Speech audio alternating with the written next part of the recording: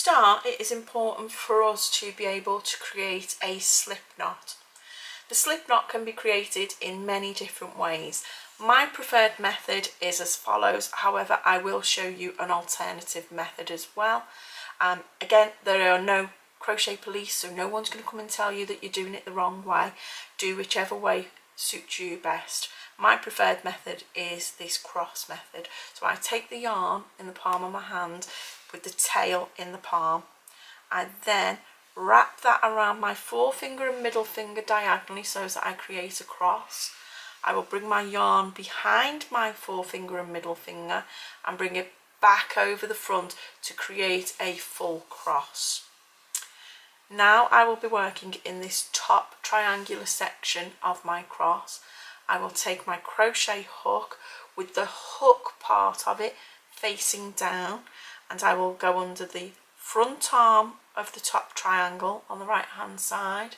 I will go underneath that arm, and then I will go over the second arm of that triangle, and I will pull that through using the hook to its advantage, and I create a slight D shape there, a slight triangular shape with that yarn.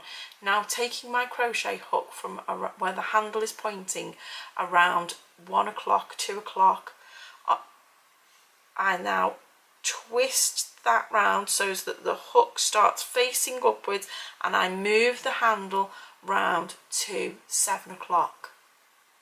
I then pop my finger on that loop and release my 2 fingers and pull, and what you should get is a slip knot where you've got the working yarn which is attached to the ball of your wool, and you have got your tail which is where you started. Now the bonus of a slip knot is that you can pull this working yarn and it tightens onto your hook, or you can pull the tail and it loosens. Now the ideal thing for your hook is to be able to glide smoothly on your slip stitch. So what you will see with mine is that there is a little tiny gap in between the hook and the knot of your slip stitch.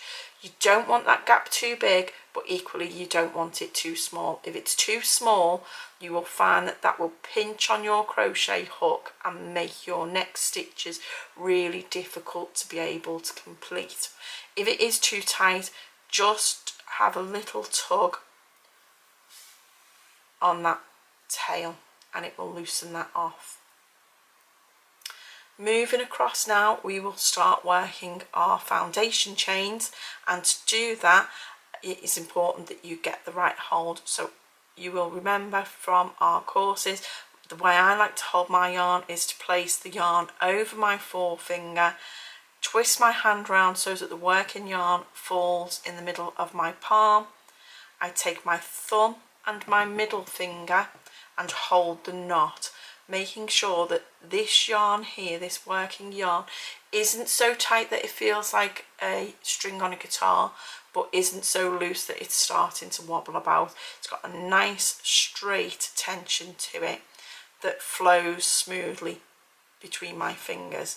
If you want to change your hold because your yarn is too loose, then if you wrap around your little finger first and then over your forefinger, that will create a tighter tension for you to work on.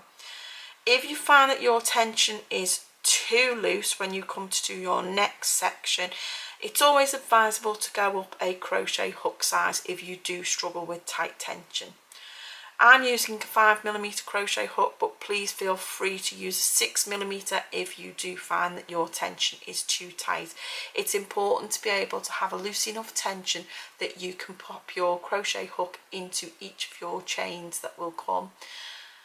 That way you will be able to do it without struggling too much.